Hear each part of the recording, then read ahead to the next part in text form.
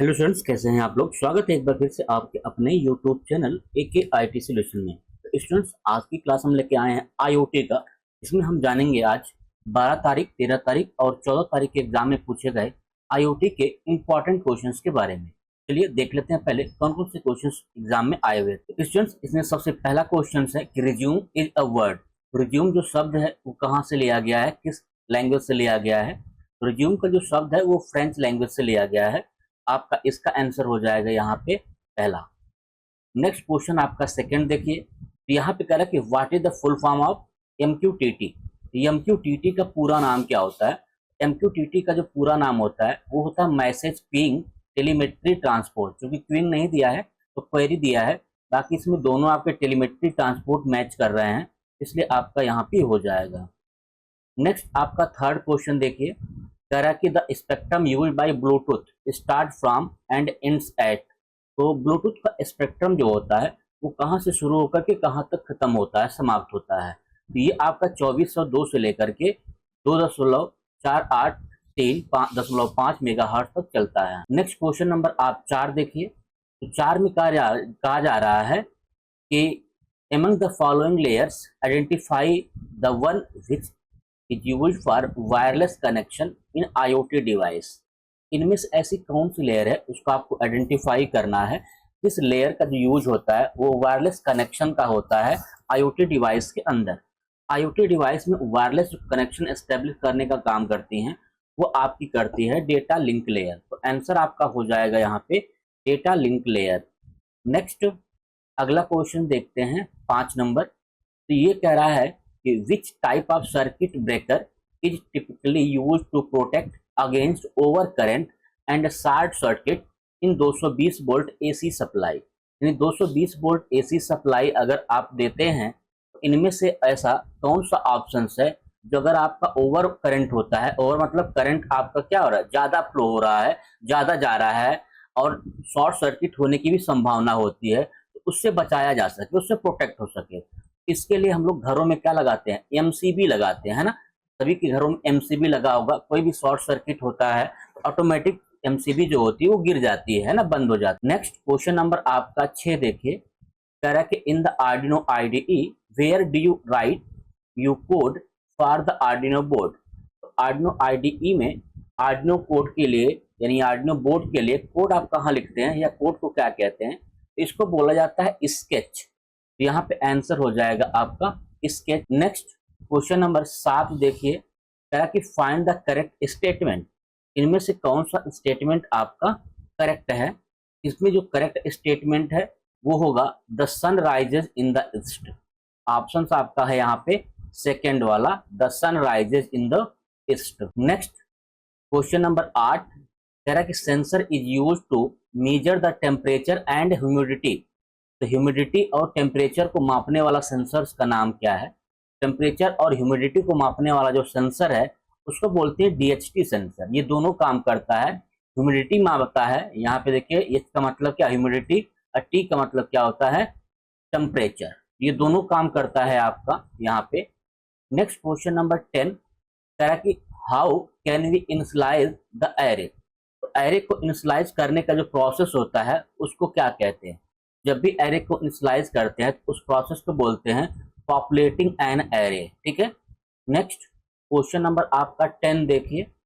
10 में कह रहा कि which of the following C standard library functions can be used to obtain the absolute value of an integer. तो C की ऐसी कौन सी स्टैंडर्ड लाइब्रेरी है फंक्शन की जो किसी भी एब्सोल्यूट वैल्यू को इंटीजर में कन्वर्ट करती है या कह लीजिए इंटीजर को एब्सोल्यूट में बनाती है। तो इसका जो आंसर हो जाएगा वो होगा आपका एबीएस फंक्शन।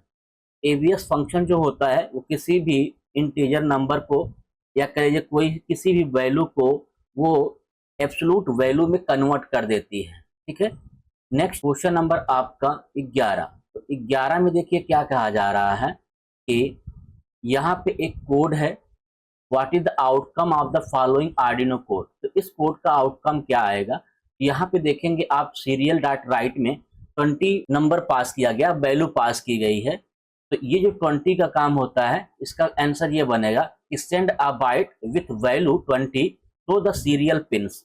सीरियल पिन के थ्रू जो है 20 जो वैल्यू है ये सेंड की जाएगी एज अ बाइट के रूप। नेक्स्ट क्वेश्चन नंबर आपका 12 देखिए। तो 12 में क्या कहा जा रहा है कि which of the following is an example of a micro controller commonly used in the embedded ecosystem. Embedded ecosystem में इस्तेमाल किया जाने वाला नॉर्मल या सामान्य कॉमन जो आपका माइक्रो कंट्रोलर है उसका नाम क्या है। इसका जो माइक्रो कंट्रोलर का नाम है वो है आपका आर्डिनो यूएनओ, जो हम लोग ज्यादातर इस्तेमाल करते हैं प्रैक्टिकल वगैरह में। नेक्स्ट क्वेश्चन नंबर आपका 13 देखिए। कह रहा कि which of the following is used to capture data from the physical world in IoT devices. तो इनमें से ऐसा कौन सा ऑप्शन है जो आपका डेटा जो होता है वो कैप्चर करता है, डेटा आपका कलेक्ट करता है, डेटा आपका रिसीव करता है फिजिकल वर्ल्ड से। तो इनमें से आपका जो आंसर हो जाएगा इसका वो हो जाएगा सेंसर। तो सेंसर एक ऐसा डिवाइस आईओटी का जो फिजिकल वर्ल्ड से ठीक है क्या करता है, डेटा को कैप्चर करके आगे प्रोवाइड कर देता है। नेक्स्ट क्वेश्चन नंबर 14 देखिए। कह रहा है कि is the ability of algorithm to imitate human behaviour in apply knowledge. इनमें से ऐसा कौन सा व्यवहार है करने की, नकल का एल्गोरिथम करने की क्षमता होती है, उसको हम लोग बोलते हैं आर्टिफिशियल इंटेलिजेंस अर्थात एआई। तो आंसर इसका हो जाएगा एआई। नेक्स्ट क्वेश्चन नंबर 15 देखिए। कह रहा है which processor help in carrying out floating point calculation. तो कौन सा प्रोसेसर जो होता है फ्लोटिंग पॉइंट को कैरी करता है, गणना करने का काम करता है, तो ये होता है आपका को प्रोसेसर। तो को प्रोसेसर आपका आंसर है इसका। नेक्स्ट क्वेश्चन नंबर आपका 16 देखिए। कह रहा कि what will be the output of the following Arduino code.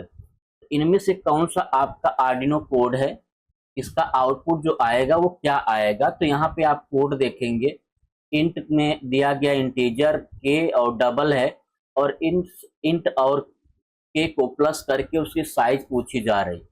इसकी जो साइज आएगी वो आएगी आपका 8। ठीक है, तो आंसर हो जाएगा आपका 8। Next question number 17। Which is the purpose of the break statement in switch statement. तो स्विच स्टेटमेंट में हम लोग क्या लगाते हैं, ब्रेक लगाते हैं।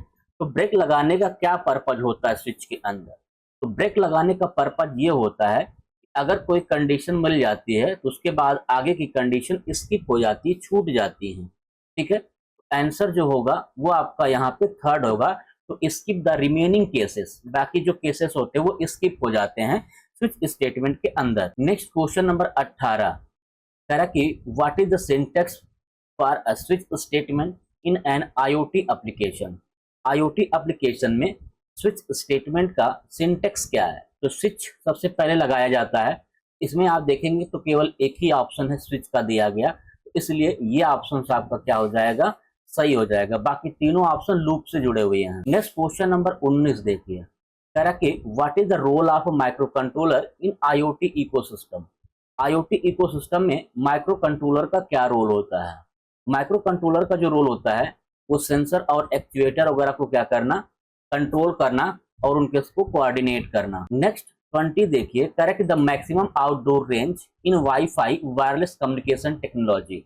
यानी वाईफाई का जो रेंज होता है वो कितना होता है, मैक्सिमम कितनी दूरी तक आपका वाईफाई आपका एक्सेस कर सकता है, हो सकता है। तो ये हो जाएगा 100 मीटर। तो एवरेज में आपका 100 मीटर लगभग होता है।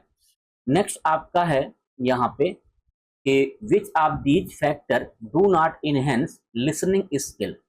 तो इनमें से कौन सा कारक सुनने के लिए कौशल को नहीं बढ़ाता।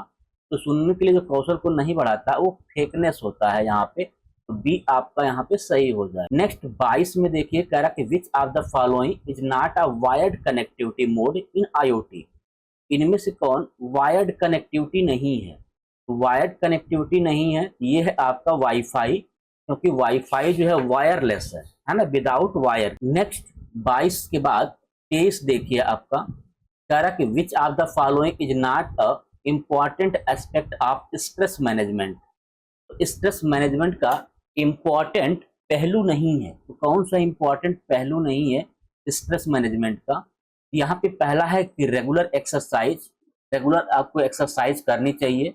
इसके बाद रिलैक्सेशन टेक्निक है, और यहाँ पे टाइम मैनेजमेंट। तो आपका जो आंसर बनेगा वो है ईटिंग जंक फूड, है ना। तो जंक फूड को खाना ये आपका इंपॉर्टेंट पहलू नहीं है स्ट्रेस में होने पे। फिर कह रहा है कि which of the following system does have a feedback mechanism.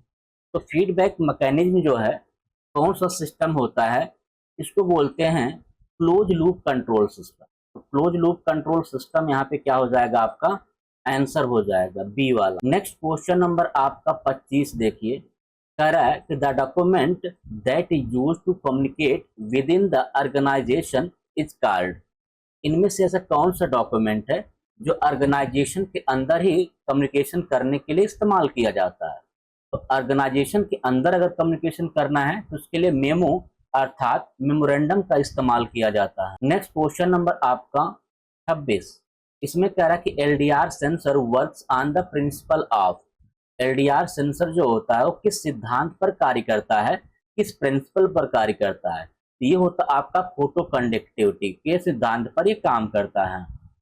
Next अगले क्वेश्चन की तरफ बढ़ते हैं हम लोग। तो कह रहा है कि what is the full form of the LP वैन। एलपी वैन का पूरा नाम क्या है। एलपी वैन का पूरा नाम होता है low power wide area network. Next question आपका है 28, कह रहा कि which of the following is use to upload the Arduino sketch to the board. इनमें से ऐसा कौन सा ऑप्शन है कि जब कोड जो है आपका आर्डिनो कोड या आर्डिनो स्केच अपलोड करना होता है तो किसका यूज किया जाता है अपलोड करने के लिए। इसमें हम लोग करते हैं वो AVR डूड का, ठीक है। तो AVR डूड आपको ऑप्शन मिलेगा जब भी आप कोड को अपलोड करेंगे। तो next 29, correct the memory use while the data during programming utility is. तो प्रोग्रामिंग यूटिलिटी के दौरान डेटा को सेव करते समय यूज की जाने वाली मेमोरी कौन सी होती है। तो ये होती आपकी फ्लैश मेमोरी। तो आंसर आपको मिल जाएगा यहाँ पे फ्लैश यानी बी वाला। नेक्स्ट क्वेश्चन नंबर 30 देखिए, कह रहा कि how do we generally end in application to the authority. तो आमतौर पर प्राधिकरण के समक्ष आवेदन कैसे प्रस्तुत करते हैं या कैसे करते हैं। तो यहाँ पे नीचे हम लोग लास्ट में लिख देते हैं योर्स फेथफुली। ये आपका सी वाला सही हो जाएगा यहाँ पे। स्टूडेंट्स इसी के साथ हम लोगों का ये 30 क्वेश्चंस का जो सेटअप था सीरीज का वो समाप्त होता है। ये 30 क्वेश्चन जो है हमको कुछ बच्चों ने सेंड किया हुआ था और उन्हीं के मेमोरी के हिसाब से हमने इस क्वेश्चन को तैयार किया है और आपको भेजा है। तो अगर आपका भी एग्जाम होने वाला है 16, 17, 18 में, तो अगर क्वेश्चंस कोई भी याद है आपको तो हमको इस नंबर पे आप व्हाट्सएप जरूर करें, जो भी आपको एक आध दो क्वेश्चंस याद है, इससे और भी बच्चों को क्या हो सके, हेल्प मिल सके। तो मिलते हैं नेक्स्ट अगले टॉपिक पे और अगले सेट के साथ। अगर आप नए हो चैनल के साथ नहीं सब्सक्राइब किए हैं तो चैनल को सब्सक्राइब करके बेल आइकन को भी प्रेस कर दीजिए और बने रहिए चैनल के साथ।